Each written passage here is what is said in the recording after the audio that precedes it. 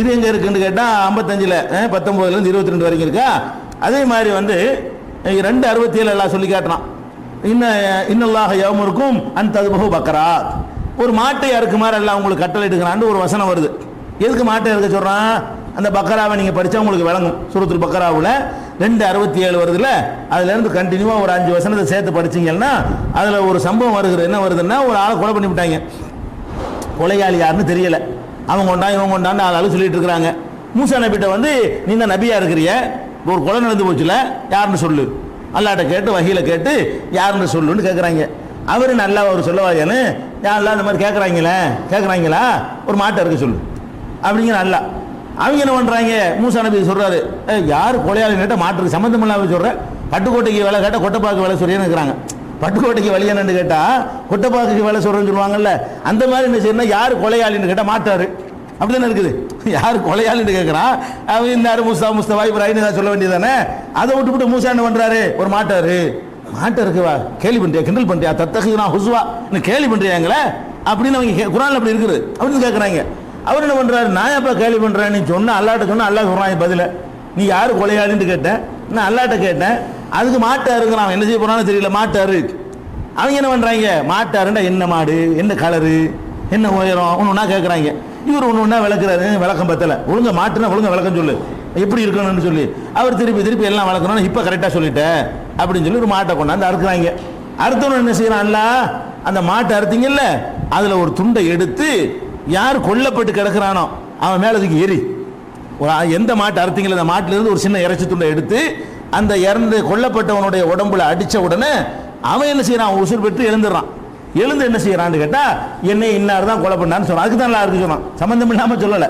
யாரு கொலையாளின்னு கேட்டீங்களப்பா, இந்த கொலையாளிங்க இருக்கு உயிராவணும், இவன் உயிராக்குற நான் எப்படி உயிராக்க போறேன்னு கேட்டா, ஒரு மாட்டை எடுத்து அந்த மாத்திரோட ஒரு பீஸ் எடுத்து இவன் மேலே போட்டோம்னு சொன்னா இவன் உசுராய் எந்திரிச்சிருவான். எந்திரிச்சு தன்னை கொலை செஞ்சவன் யாருன்னு அவனே சொல்லுவான்.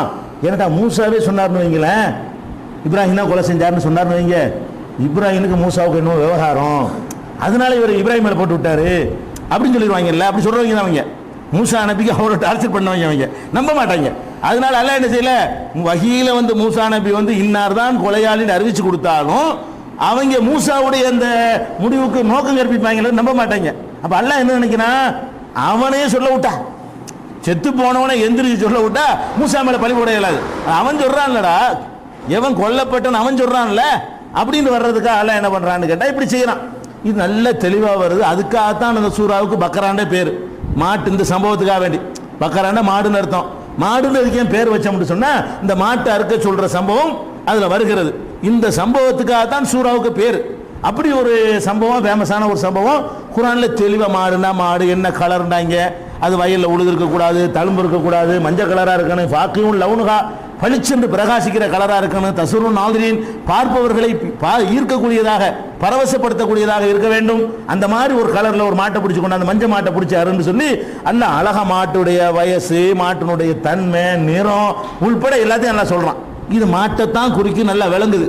இவங்க என்ன பண்ணுறாங்கன்னு கேட்டால், அல்ல மாட்டை இருக்க சொல்கிறாங்கிறாங்களே, மாட்டுக்கு மாடுன்னு அர்த்தம் இல்லை, நம்ம நஃப்ஸை அறுக்க வேண்டும். நம்ம நஃப்ஸ் என்ன செய்யணுமா, நஃப்ஸ் நம்மளை கெடுக்கலாம். நம்ம நஃப்ஸ் மனோ இச்சை இருக்குல்ல, பக்கரானா மனோ இச்சைன்னு அர்த்தம். பக்கராவுக்கு மனோ இச்சைன்னு அர்த்தம் இருக்குது, பக்கரானா மாடுன்னு அர்த்தம் இருக்குது. இந்த இடத்தில் மாட்டை அறுக்கும்படி எல்லாம் சொல்கிறான் என்றால் அவர்களுடைய மனோ இச்சையை வந்து அறுக்க சொல்றான்னு சொல்லி அந்த வார்த்தையை வச்சுக்கிட்டு சொல்லுவாங்க. சரி, மனோ இச்சைக்கு எதிராக கலர் எதிரா, மனோ இச்சை எப்படா மஞ்சளா இருக்கு, மனோ இச்சை எப்படா வயலை உழுவும், அது எப்படா வந்து தண்ணி இறக்கி அப்படி அதுக்கு மனோ இச்சைக்கு என்னோட வயசு என்னடா இருக்கு அப்படிலாம் கேட்டால் முடிக்கவாங்க. சும்மா ஒரு துண்டு அப்படி எடுத்துக்கிறது, முன்னப்படியெல்லாம் பார்க்கறது இல்லை. இன்னல்லாஹ யஅமுருக்கும் அன் தத்பஹு பக்கரா, ஒரு பக்கராவை மாட்டை அறுக்க சொல்லி அல்லாஹ் சொல்றான்னு சொன்னா நஃப்ஸ் அறுக்க வேண்டும். இப்படி வளர்னாங்க. அதே மாதிரி வந்து ஹதீஸ்களை குர்ஆன்ல நிறைய இது மாதிரி பண்ணியிருக்காங்க. இவங்களுடைய தஃப்சீர்னே தனியா ஒரு சில ஆளுக்கு தஃப்சீர் இருக்கிறானோ, இந்த குரூப்பை சேர்ந்த இப்னு அரபி, தல்மசானி, கூனவி, இப்னுல் ஃபாரிது, இப்னு சபையின், இந்த மாதிரியான கிறுக்கனவெல்லாம் தவிர ஞானிகளாம். அவ்வளவு ஷிர்க், பயங்கரமான டேஞ்சரான வார்த்தை விளக்கத்தை எல்லாம் குர்ஆனுக்கு விளக்கம் எழுதி வச்சு தஃப்சீர் போட்டிருக்கிறாங்க. இந்த ஆட்களுடைய வியாக்கியானத்தில் உள்ள 2-3 உதாரணம் இது.